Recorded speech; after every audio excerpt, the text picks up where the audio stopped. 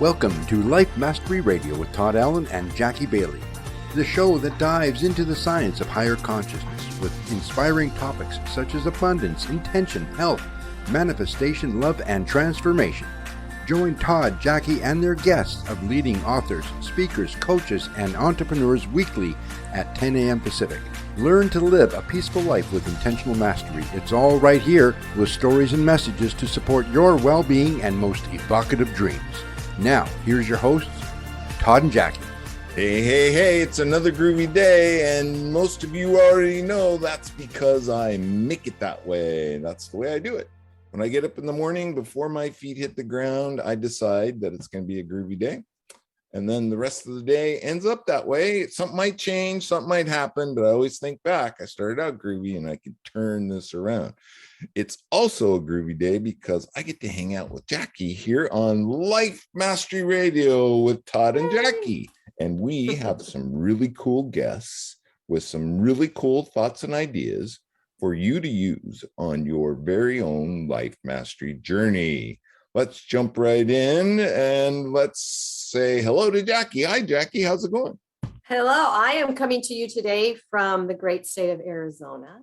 I'm in the Phoenix area for a family gathering. My father-in-law passed away a week or so ago, so we had his memorial service yesterday. I'm still in town, so... Arizona's one of my favorite getaways because I just love Sedona. And I have a magical place there called Magic Mountain. And it was where the Shamans sat and hung out and overlooked the ball court where they would play ball. And this is where the Shamans would root them on. And then not too far away from there is a solar calendar that a lot of people don't know about, but there we go. Researchers suggest that it's close to 10,000 years old. So wow. I'm just fascinated by that whole area. So Jackie, if you can book over there, I'll tell you where to go because we're real close to the equinox. I've been to Sedona, but I haven't been to those places. So one day I'll take you there. V-Bar-B Ranch, if you can remember that. V-Bar-B? V-Bar-B. Or V-Bar-B. Okay. Now I've pumped our guest up because she is an expert in this shaman. Yeah, I know. She's probably been there. But first, we want to know what's going on with the Speak Feed Lead project. You just had the women's. Oh, bail me out. It was the International Women's Day, Voices of Women International Summit. And in fact, our guest's daughter was one of the 21 presenters of young women that were able to join on that stage for that event. I didn't know that. So it was fabulous. You guys are already friends. Is that the deal? We got a connection. Well, I can tell you, I'm very impressed with your connection because it wouldn't maybe 2 or 3 years ago, you probably wouldn't have connected with somebody like Janine. Is that right? I have definitely opened my mind and my heart to a lot of new experiences and meeting new people. It's been wonderful. So, yeah, yes. I am so impressed with the growth and I get to witness it. That's the cool part. You and I have been friends for very long. And I think at one point, Jackie thought, that Todd guy, he's a little too woo-woo for me. He's woo-woo. I don't know that I thought you were too woo-woo. I just knew that you were woo-woo. Some of the speeches Jackie and I were in a Toastmasters club together, and some of the speeches that I delivered, I'm sure, perked her eyebrows a little bit, like, what the heck? Anyway, are you ready for the show? I want to remind our listeners that today's show page is at www.lifemasterradio.net or .com, whichever one you prefer, and you can go there. Any links that we talk about with our guest today will be right there. And some information a little bit later on in the week, Jackie will write a blog post about the show, what she got from it, and it's always a good way to refer to it and entices you to actually go to our YouTube channel or iHeartRadio, UpSnap Mobile, iTunes, and listen to the actual show because it's pretty cool. You can sign up for the newsletter while you're on the website. Jackie creates a newsletter as well once a week. It highlights who's been on the show, who's coming on the show, And of course, the blog post she just wrote about the show. Both of our books are there. I don't know. Jackie's in Arizona. I don't know. Oh, she does have a copy. But here's my book, 6 Keys to Life Mastery. And there's her book, Self-Centered. This is actually my sister-in-law's copy, and that's who I'm staying with right now. So she has one here. I thought, I'm going to grab that one. Jackie wrote her book, and I thought, man, she can do it. I could do it. And that's what spurred me on to write my book. So we both have books. That's cool. And I believe that since you guys are already buddy, that's right. And this is your guest, you have the introduction. So take it away, my friend Jackie. I do. Although I will warn you that nothing I say is going to give justice to Janine, because she's just an amazing person with so many talents. But her name is Janine Dancing Crow Bolan. And she's a sacred clown, a shaman, a bell dancer, and a first chakra healer. Now, I think we have to delve a little bit deeper into each of those. So she provides shamanistic healing by the use of totem animals for relationships, wealth, and life path challenges.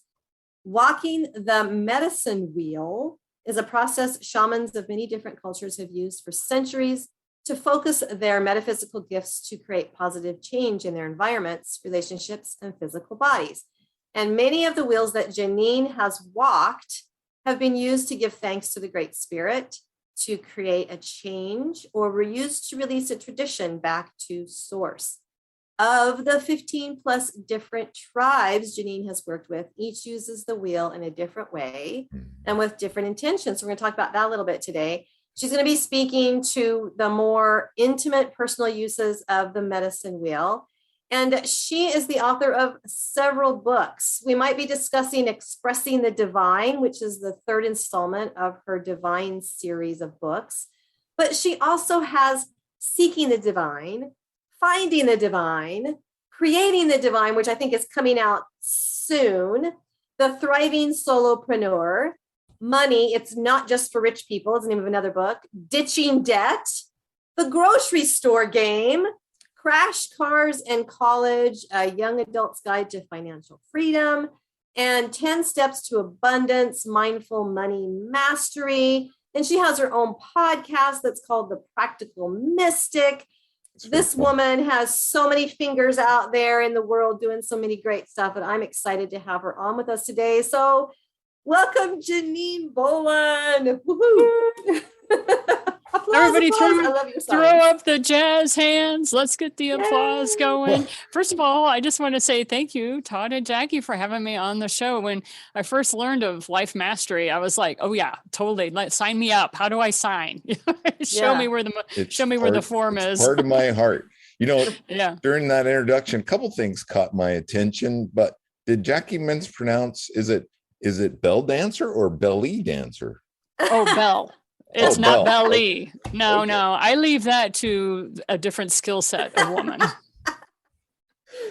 Mine is bell dancer, so and that's in the Native American tradition. Right. The bell dancer. Okay. So yeah. Tell us about Tell us about what a bell dancer does. Well, it depends on the tribe. And there are some tribes where I come in and they kick me right out because they're like, we don't allow metal into the sacred circle and stuff like that. But I come in with usually an outfit that has quite a bit of feathers and quite a bit of bells, like 532 are usually sewn on to my outfit of any kind. And I've had people give me gifts that I wear as part of the accoutrement. But the bell dancer's job is to create sacred space. So if you have a new tradition you're trying to birth, you bring in the bell dancer to basically set the stage. So it would be like I'm kind of the stage manager of a theater. You clear the stage, you clear everything off, and you start building. And as each new person shows up, expressing to you what you want to have happen, you help build it. But of course, I'm not the one making the decision. The leader of whatever that sacred tradition is the one doing that. Right. My job is, how will that fit in with what the rest of the ceremony is going to look like or what have you? And that's where the part about being the sacred clown kind of comes in. If you notice in a circus, clowns are the ones goofing off, getting people laughing, warming up certain things, blah, blah, blah, helping things work out. And please realize clown was the only English word that certain Native American tribes could help Westerners understand what their mystics that are called clowns were doing. Like they're the ones that work outside. They're, as people in the video industry like to say, they break the fourth wall. They're constantly breaking the fourth wall. They're breaking the tradition. They're breaking the rules to show you how not to behave in ceremony or what have you. So a lot of times the contrary, coyote, or trickster are used, but I'm a recovering Irish Catholic person that got kind of sucked into this. I do not have any Native American blood in me. I like to let people know that. But I kind of got sucked into a lot of this due to the traditions I was following. And I prefer more of that of the Fool. So if people are into tarot card reading or something, the major arcana of the Fool is more the medicine that I carry, the traveler, the itinerant, the one that walks the path of faith. Well, the indigenous people call it the trickster. What is his name? Starts with a K. It depends on what tribe you are affiliated with as to what the name will be. And there have been a lot. Copapelli? Copapelli, there you go. That's kind of a tradition that has a lot of legends affiliated with it. And we as Americans, you know how we'll take something very Italian, let's bring up pizza.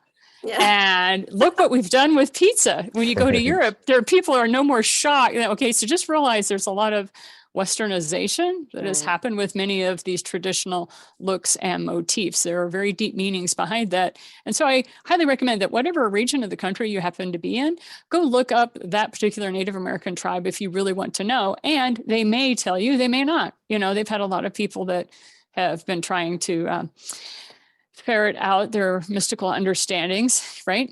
Sure. Yeah. That's part of any culture. I mean, look at how religion has grown over the years. It's not anything like it originally started out to be. And I think when it originally started out to be, well, here I'm talking to the expert. It was more of a personal spiritual journey than it was a whole group, I think, at least my opinion. Well, so please realize that the path of the mystic versus the path of the scholar or what have you. Let's take the Judaic faith, because the Judaic faith is one that a lot of people have had some sort of familiarity with, even if they are consider themselves Christians. Christians are just an offshoot of that Judaic branch. And so the Judaic faith has two very different branches. And I'm not talking about the way they have built or structured their church, but that you had the mystical side. And a lot of people talk about the Kabbalah, which was the intimate personal relationship you had with your source, your divine. And then you had the scholarly approach, or what you might say is more the structure that is more out there, what you see more generally. So realize with a lot of tribal people, no matter what culture or what continent they are from, that in tribal work, the individual, the mystic, the mysticism is much more important than the outward structure or ceremony. Yeah. Or the connection.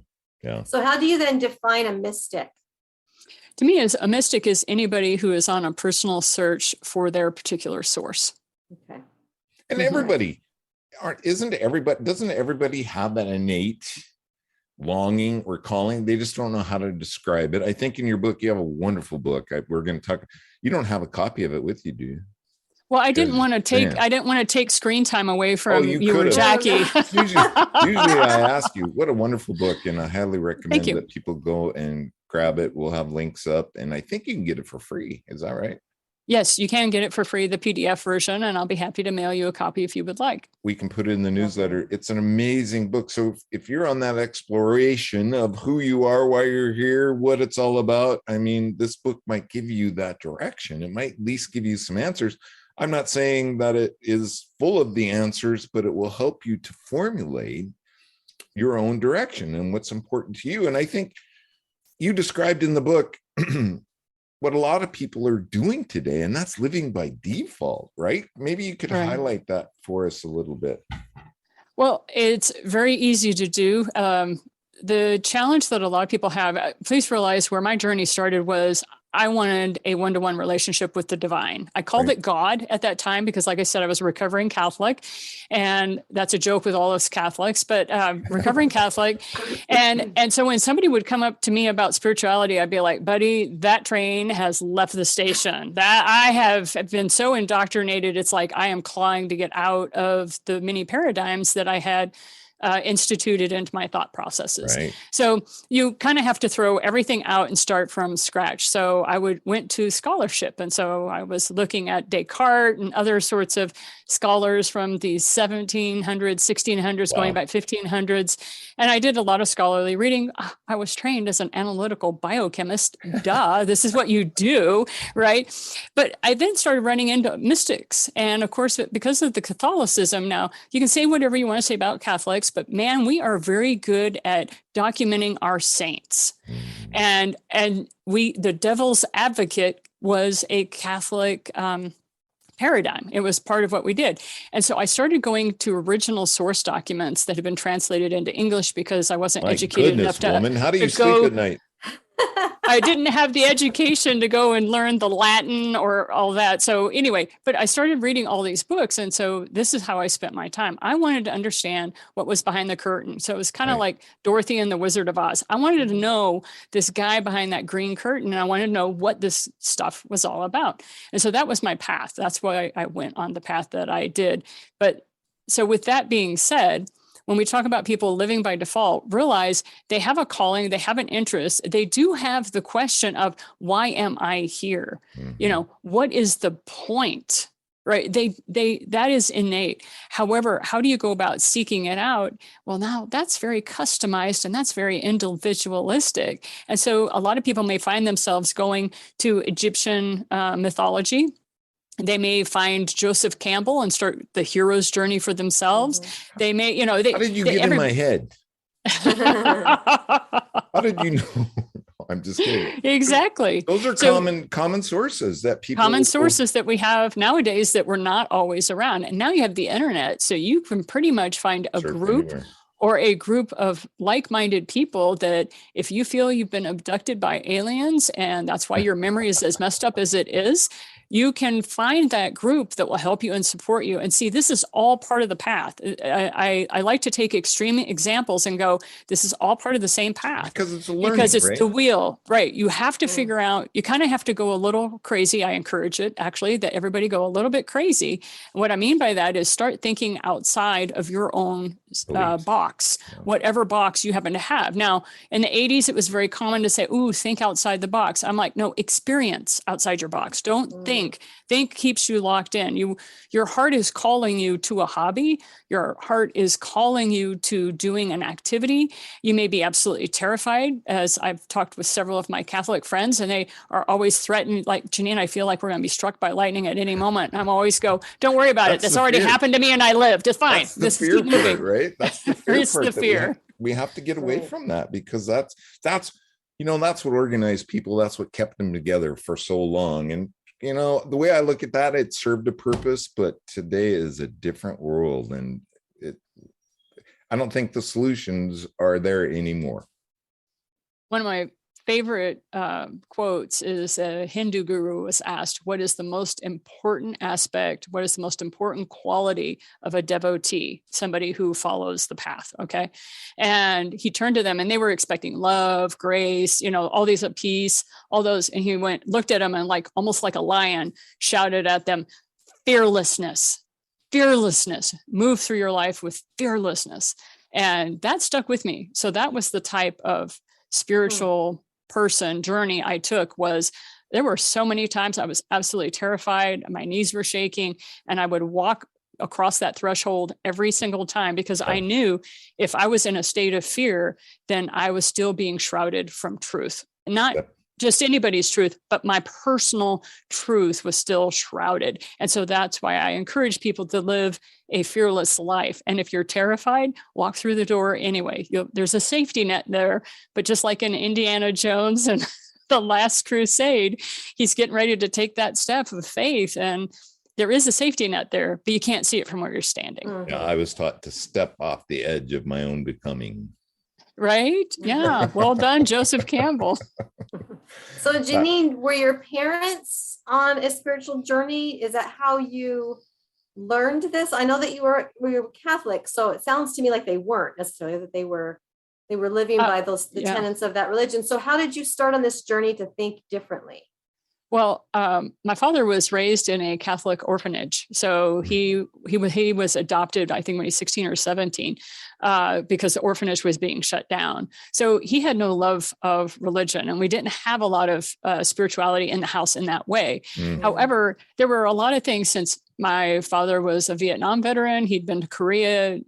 He had several bullet holes in his body that I remember as I was helping him with getting his shirts on or off during times of healing, that you could still see those scars. So he kind of had a rough go of it, but he had a few experiences on the battlefield that opened his mind up, that he was like, there's something else going on here, but with all the other things going on. And then my mother was incredibly intuitive. She had flashes of visions, and they always kind of came true. And she wasn't one of those that was all negative. She would always say, hey, we're going to need to take the umbrellas with where we're going. It's clear skies. Of course, we end up getting drowned by the end because the rain hit our little picnic or what have you. So she had these flashes of intuition. But you didn't talk about a lot of that stuff like you can now, right? I mean, this is back in the 60s and 70s. And, with all the movements that were happening and Vietnam era, and America wasn't at its best during that period of time. And definitely not when it came to, it was still called ESP, remember? And you were kind of a kook, right? Yeah. And the fact that you would talk to somebody that was already dead, okay, now you're just insane. Right. So you have to remember that's where we were back in that time. And so they kind of had to keep a lot of that under wraps in a way that we didn't. But my journey started because my mother died when I was in my 20s. And I wanted to know what this was all about. Yeah. Because she was a good woman. She was a nurse. I saw so much compassion from her, and she was, in my mind, she was a great mother, and she held the family together. And when she died, I was ready for some answers. And so it took me almost 25 years, but I got my answers. And everybody has that. Everybody has that calling, right? That's looking for answers. We already talked about that a little bit, but that is what do I want to say? It's an innate capability that we have, not a capability, but a wanting or a yearning.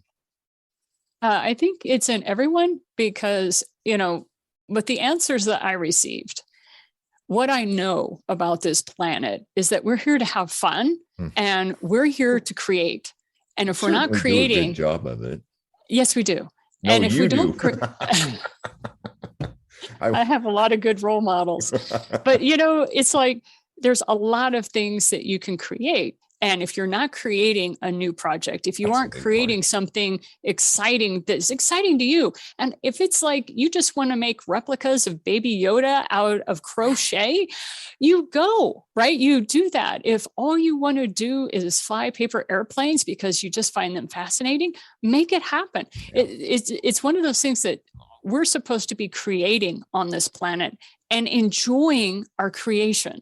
So that's why I love the show. I mean, Todd and Jackie have put together an amazing program here with Life Mastery Radio. Are you kidding me? This is the place where you go to get inspired on what's the next thing do I want to create? What's the next thing that will bring me joy? And if you're not having fun with your life, and this is the hard stuff, because Joseph Campbell talks about this, right? If you don't enjoy your life, then why aren't you changing it? Yeah. And then whatever excuses pop up, well, I can't because my mom, I can't because my husband, I can't because my children, I can't because, whatever your I can't is. Those are all choices, right? Those are the choices you've made. And so you either figure out how to be happy with where you are in this exact moment, or you get yourself I'm big on 90 days. You get yourself a 90-day plan. And I choose 90 days because that's how long the seasons are before they change. Mm-hmm. So you got 90 days to figure something out and implement something. It doesn't mean the change has to happen in that 90 days. It just means now's the time to create that foundation for yourself, whatever it looks like. Yeah. Cool. And so tell us about how you were struck by lightning, because that sounds like a big part of this transition for you, right? I was struck by lightning when I was around 9 or 10. I honestly, it was sometime in that area. For real. For real.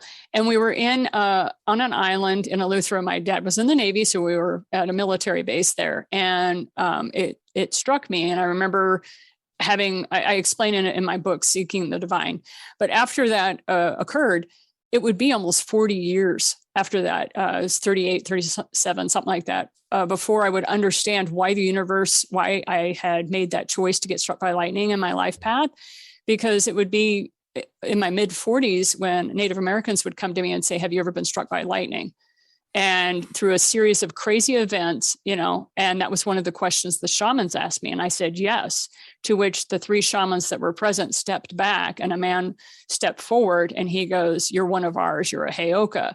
Well, that was very important to me because I had a vision earlier where I had this spiritual being coming to me saying, you're Heyoka. You're Heyoka. And that's what I heard, Heyoka. I didn't know how to pronounce the word that they were trying to say to me. And I realized later it's a Lakota word for what they were trying to move me forward with in the journey. And now I always recommend to people, if you really want to learn this stuff, go to a Native American, right? But part of my path was to be an itinerant clown or Heyoka. But I move from tribe to tribe. I'm not supposed to stay in any one because I'm a sacred clown of the world, because I go to Scotland, I go to Ireland, I go to all of these areas where they have wheels. And we were talking about walking prayer the medicine wheel with shamans. Yeah. And so your Buddhists have the prayer wheels, but you'll see it in almost every culture, every tradition. Yeah. There is a circular something that they are praying, or there is a ceremony around. And my job as a bell dancer is to work with those people to bring about whatever the change is or whatever the protection is that they're wanting for their particular community. Now, we have to throw a disclaimer in here real quick, because we're not recommending that people go out and stand in a thunderstorm. Don't do that. Right. Right. The Thunder Clan picks you. You don't pick them. Okay. I just want to make sure. Don't go try and get hit by lightning. But I have heard some amazing things that people have experienced, and their life changes when that does occur, naturally. And well, I don't really want to say out of the blue, but it is out of the blue. It was a clear sky. That was one of the things that shocked everybody, was that it was a clear sky. There were no clouds that people could see, which was why it was so shocking. But one of the things I like to share with people is this is very old medicine, very old traditions. Nowadays, you can be struck by lightning. Like we'll go back to the Catholics. Brother Lawrence in the 1600s said to a confessor how he was talking about how he stood in front of a tree, and then all of a sudden the universe was revealed to him in that moment. It was like I was struck by lightning and struck dumb.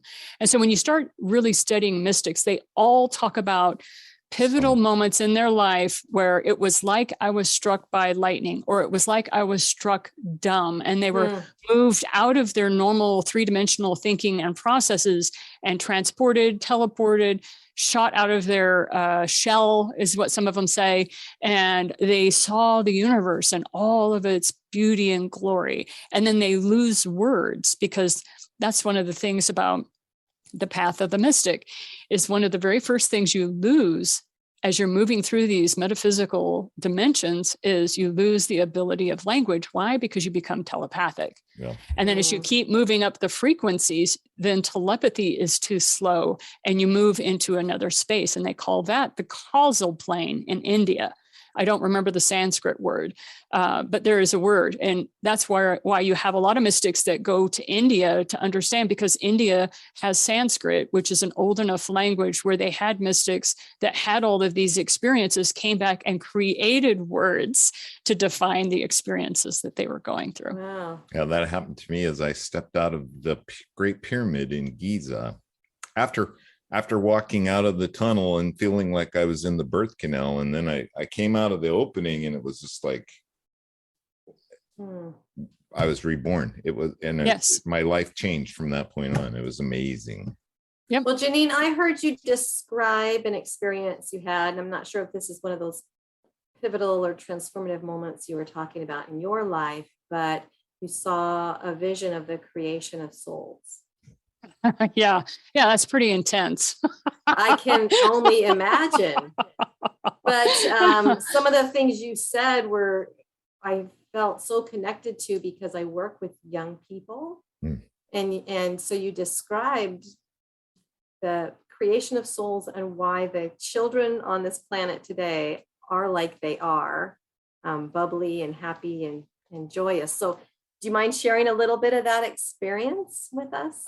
I don't mind. Intense. It's totally fine. The thing is people want to make it serious. And that's why I always say it's pretty intense, because if you go into any of these topics with a serious mindset, I start laughing hysterically. I can't help it, because it's one of those things where it's like, yeah, well, okay, yeah, all right, I'll own that.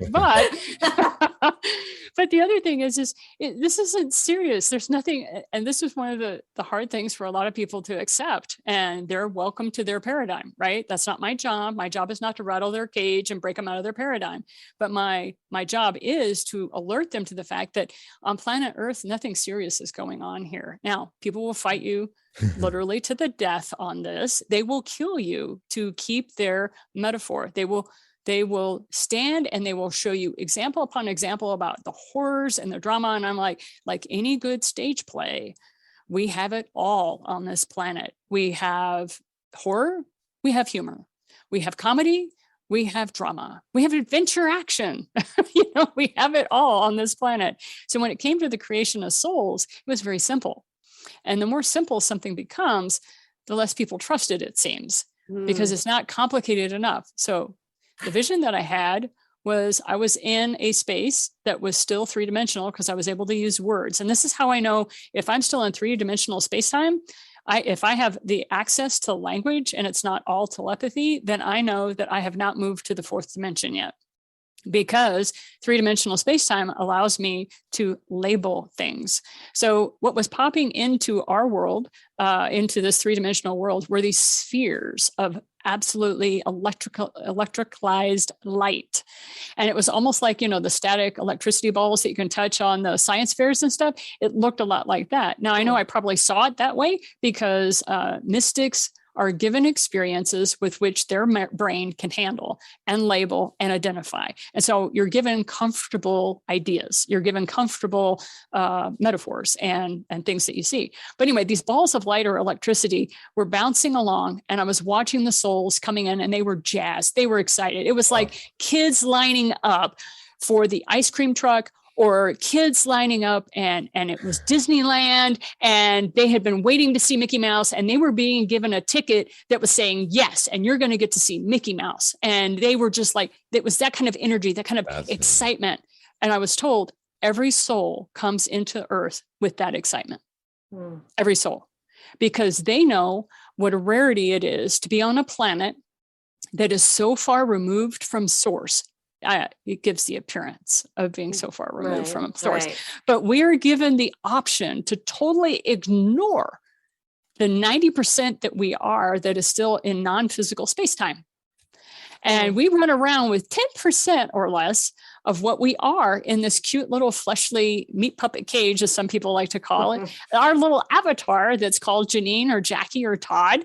And we get to run around for 70, 90 years-ish. And as we run around and do all that, we get all these experiences. We get to play in the mud. We get to create a life. We get to mess it up. We get to mess up our life so horrifically. There's no way you can come back for this. And then we do come back from it. And then we're given awards, and we write books, and we do podcasts, and we talk about the trauma we went through and how we've survived it all, and give the generation behind us a rah-rah speech. You can do it too. So who wouldn't love to be a part of that kind of an adventure? Yeah. Wow. Fascinating. That was pretty cool. It's totally cool. It's great. Yeah. So there's nothing serious going on here, because when we die, which by the way, there is no such thing as death, but when we die, we go back to source. And we meet up with all of our buddies. And a lot of the people you don't get along with here on planet Earth are your best friends when you get back. Wow. When you go back. Why? You don't want somebody who doesn't love you dearly to be the biggest pain in your derriere on this planet. They are here to test your paradigms. right? They're here to annoy the Hades out of you, right? It's their job, because if you're seriously annoyed, you may just do something fantastic and create a better life for yourself, right? And so that's part of that mental health that I absolutely love, where they talk about how do you take the worst thing that's ever happened to you and what was the best thing that came out of that? And that kind of focus actually keeps you in the creative space, which is true, because once you die, you're not going to look at your life experience on this planet as trauma and drama. You're going to look at your life experience and go, did I accomplish all the things I wanted to do? Is that the and end am I going to go for another ride? Am I going to get to the back of the line and go for another ride? Well, that's my question. That's my Yeah. question. Is that the end of the cycle, Janine? Or is it the belief that there's something else and we get sent back, or we send ourselves back, or we choose to go back? Yeah, all the above. So look, human beings on planet Earth, right? It's like, do you want to line up and go for another ride? And that's why I love carnivals. That's why I love amusement parks, because to me, it's a miniaturization of what souls are doing as they incarn on this planet. It's like, what, do you want to go for another round? No, I'm feeling a little sick. I think I want to go sit down just for a little while, just take a little bit of a rest. They'll wait 100, 200, 300 years, take a look at what's going on the planet and see if they're supposed to do that or not. And by the way, we're not the only place where you can create, but we're one of the few where you get the mind wipe. Right. So we signed up for the mind wipe. Like, we're going to make it so you don't remember who you are. I mean, it's literally, this is a ride. And so you can pick out the type of people you hang out with. You get to pick out what color skin, what color eyes, what kind of family you want to move into. I mean, we get to pick all that stuff out. And so when people sit there and whine, when my college students sit there and whine at me about their parents, I always go, well, you picked them. And they go, I don't remember picking them. There's no way I would pick them. And I look at them and I go, you did. So you've got to figure that out. Why did you pick those parents? And I think they did their job, because you're so ornery and you are so tenacious because of the way they treated you, that you won't be stopped at the first no when you want to go do whatever it is you want to go do. You're too stubborn. You're too tenacious for that. Thought I see a countdown going on. Does this mean that we actually It looks like the recording will stop in about 2 minutes, but I think I can record it again and then I'll just piece it together. I'm wondering if the whole room will shut down at that time. I don't think so. We're going to find out. If not, we have about 2 minutes left. But we'll just restart it and we'll piece it together, because I think that we have another 15 minutes with our guest, if she's willing to hang out with us. You know, your book just fascinated me. I told Jackie during our pre-show that I'm going to order about 10 copies and give it to people, because I hear from people all the time. I don't get it. I don't understand. But one of the things I really hear from people close to me, especially when I recommend meditation has made such a huge difference in my life. Well, I don't know how to do that. And I've tried to do that, and I can't shut my mind. I can't focus enough, or my mind takes off on me. What do you tell people, Janine, when they tell you? You've heard it too. You're smiling like hugely. I hear it all the time. I can't meditate. And I go, yes, you can. And they're like, I said, but you have a paradigm in your head. You have a defined box. I have to sit on the floor with my legs crossed, and that's uncomfortable. Soften the technique for yourself. But it is in everybody's best interest. It behooves you to go into meditation, because that's where your answers are. And the world was designed to keep you distracted from finding your answers. The world wants you to learn everybody else's answers. But if you want your personal answers, you need to meditate. Meditation, then, Janine, people can do it. They know they can do it, or they don't know they can do it, but they don't understand that yes, they can do it. So what is something else that you tell them to get them started, or to at least give them the confidence that they can do it? Okay, we're going to talk about healthy individuals that are physically healthy. They have 2 arms, 2 legs. We're going to take that assumption that you have 2 arms, 2 legs, and you are able to walk. Okay, let's take that group first. All right. So if you are able to move your body parts and you're doing fairly well, then you can sit in any kind of a comfortable chair.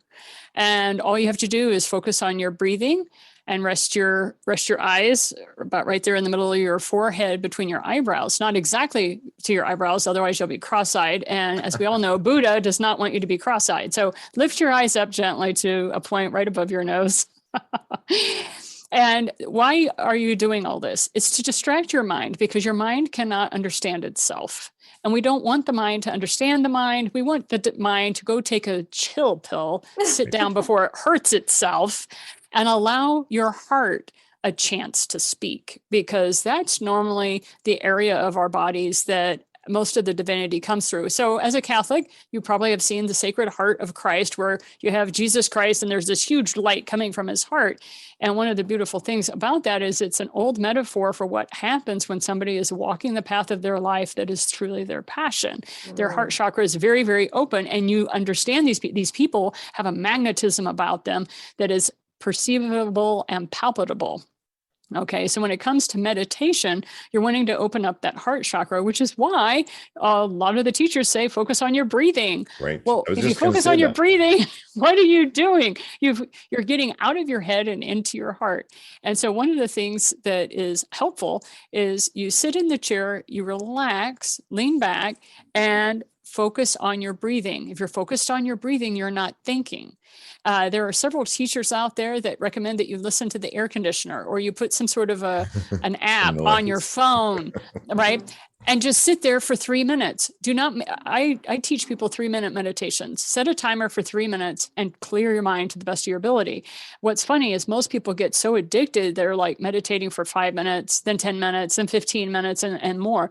But first, the whole point is get into the habit, just get your butt in a chair and sit there and meditate. Now, the people that tell me, oh, I'm too itchy, I can't sit still, I can't do that. Then I always say for those folks, have you studied the Buddhists with their walking meditations? See, there's no excuse.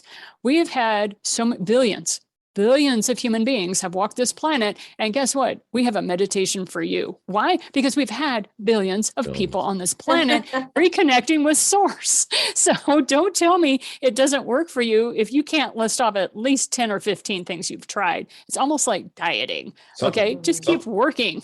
Yeah, something that really worked for me, you talked about focusing on the breathing. And then I would also focus on bringing light in and filling my body up with light.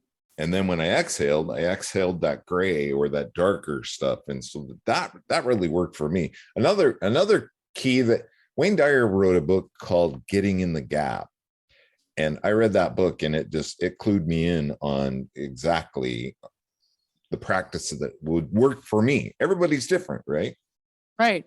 And so if somebody doesn't resonate with you, which is one of my favorite words to use, resonate, because if something is in resonance, it means you're in harmony. Yeah, so we're leaving the word balance behind. That is an Age of Pisces word. That age left us about 10, 15 years ago. We're moving into the Age of Aquarius. Do you guys hear that song? I always hear that song when I Age of Aquarius. But we are moving into that age, and that age is all about listening to your heart, which is why we have so many amazing people such as Wayne Dyer and others, Joseph Campbell and others who were ahead of the time, trying to get us revved up and ready for what was coming in this age, which requires all the old structures to dissolve, as you have watched happen over the last several years. And as we're increasing in our awareness that, oh, we're more than this fleshly cage that runs around on planet. Yeah, there's a lot more to us, but we all got the mind wipe. Yeah. So back to meditation, though. Meditation is how you go about reintroducing yourself to yourself. It's how you get past that mind wipe.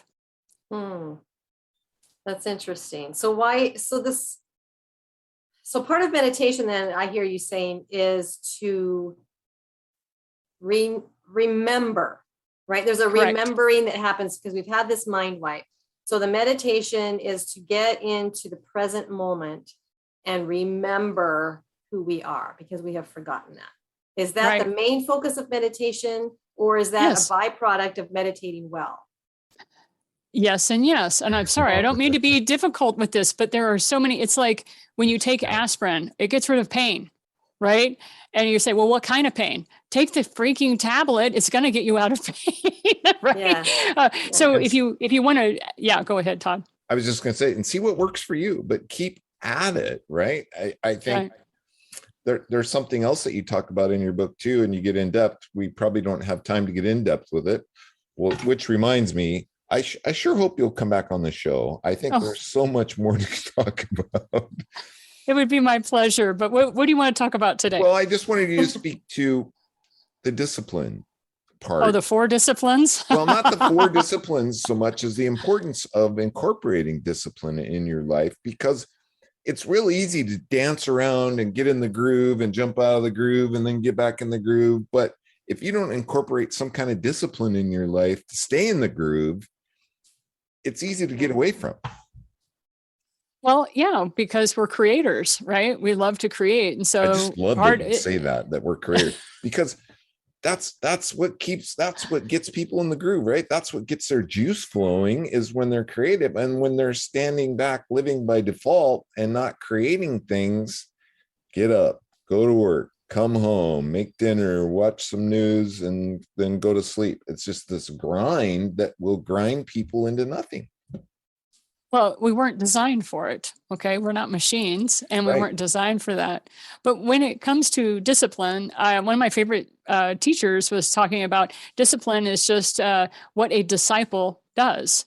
And so you don't have to be a disciple of somebody else. Be a disciple to your own remembrance of who you are. And if you hear James Earl Jones talking to Simba saying, remember who you are, I giggled so badly, I had to leave the movie theater during that scene of Lion King, because I was like, you hear this stuff everywhere. And believe it or not, these are all milestones and signposts to let you know, look, there is so much more on this planet. There's so much more to you than what you experience on this planet. But the only way that you will be able to remember a lot of that is through meditation. And then there's a whole host of benefits that, people can list off all the benefits that you get from meditating.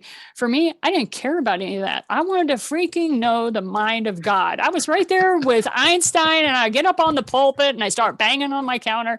It's like, I wanted to know the mind of God, because this guy was messed up as far as I was concerned. He was a real jerk when it came to the Old Testament. He wasn't too nice to his son either, if you want to believe the New Testament. So I wanted to know who this dude was that everybody was freaked out about.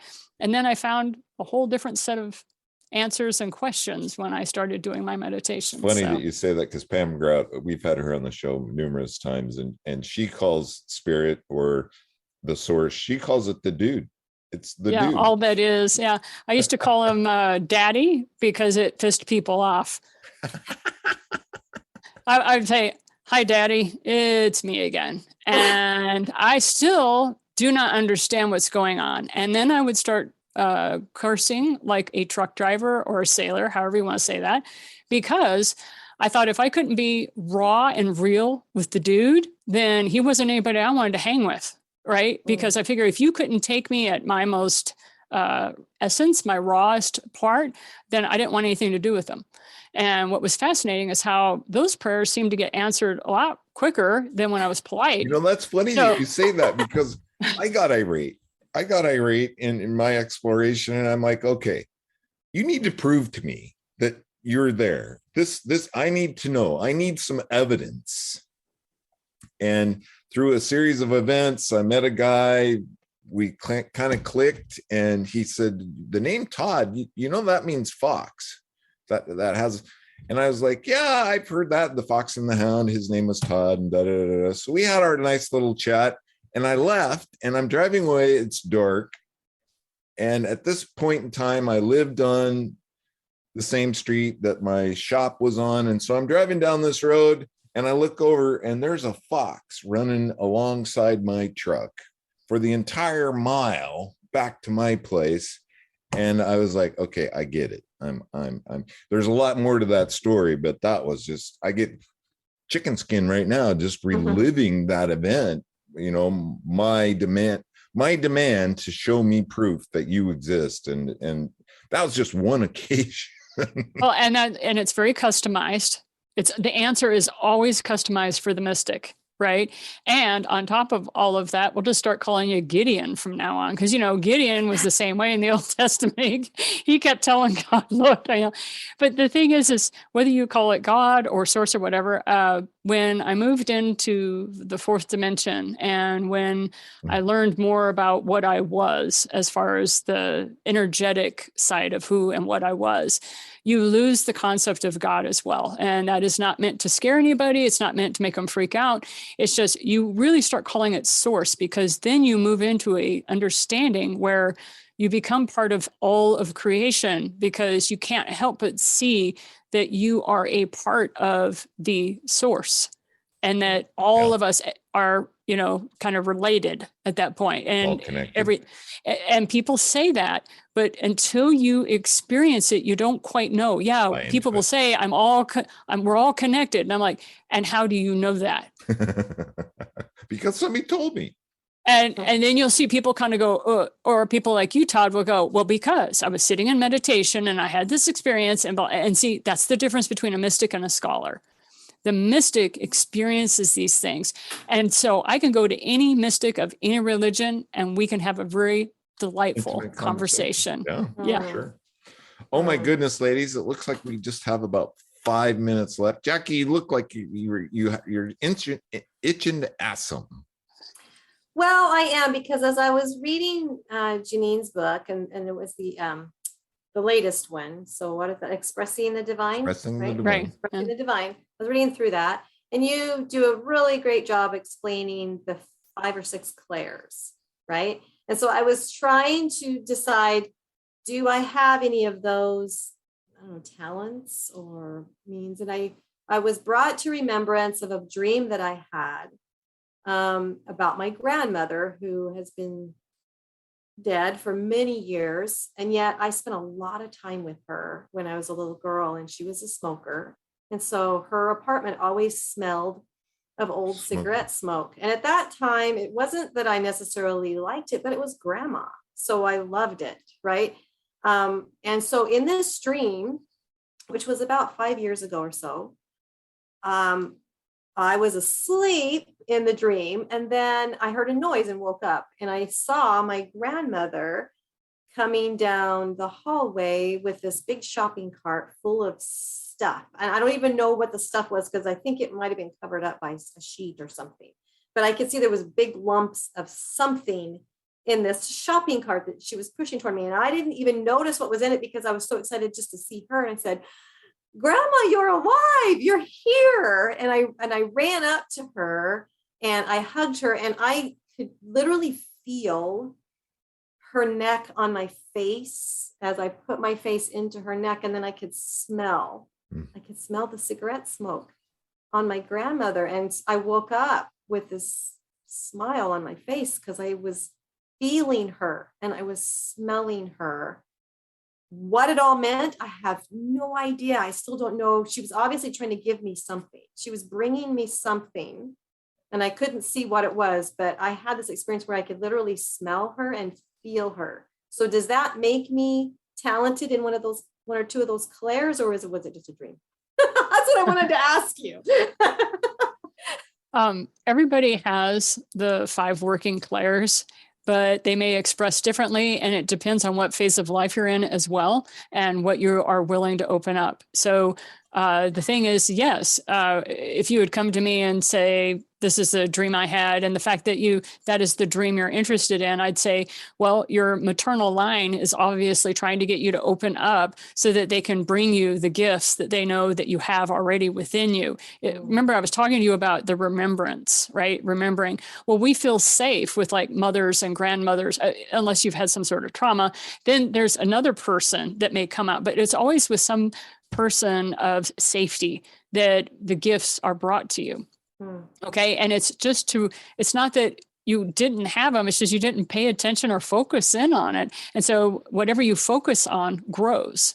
So that's why it's so important to focus on the positive things in life, because if you're focusing on what's working well, then more will work well. Like the better it gets is what some of the teachers say. But if you focus on everything that's falling to Hades in a handbasket around you, well, guess where you're going. You're going to drive yourself there. So anyway, for you though, with the 5 clairs, I have retreats where we will walk through, we'll do assessments on people. I'll ask them questions, I'll mention experiences, and we'll go line item by line item, and we'll figure out which ones are more prevalent or more at the surface. We'll work on those. You get some momentum, and then we can unearth all the clairs for you, for your own spiritual journey. But we start with the ones that are easy for you first, so you get some momentum, and then we dig into the deeper ones. But everybody has these gifts. It's just a matter of, are you going to, take the time to meditate? Yeah. Are you going to sit down and get to know yourself better? Or are you going to just continue to hide from yourself by being super busy? Right. Wow. So tell us about these things these trainings then that you have, because you've got something coming up for the equinox, right? Right. April 1st, 2nd, and 3rd. I'm a clown. So April 1st, always the Fool's Day. Okay. I have a 3-day retreat, 4 hours a day online, where we start with the assessment. We work through mindset. We help you release some of the childhood trauma you may have had when you first started expressing your gifts and you swore you'd never do them again because you got into trouble or something. We release a lot of that. And by the 3rd day, you have a 90-day plan on what to do. So it's a 3-day retreat that's coming up. Yeah. Very nice. Awesome. Yeah. And more can be found out at your website. Which is thepracticalmystics.com. And there's another one. I have several, but that's the one we want people to go to. I know she has several websites. Oh my goodness, ladies. So 10? A lot of fun. Yeah. 10 websites. I think I have 4. I might have to up my game a little bit. That's the problem with writing books, honey, when you have different demographics.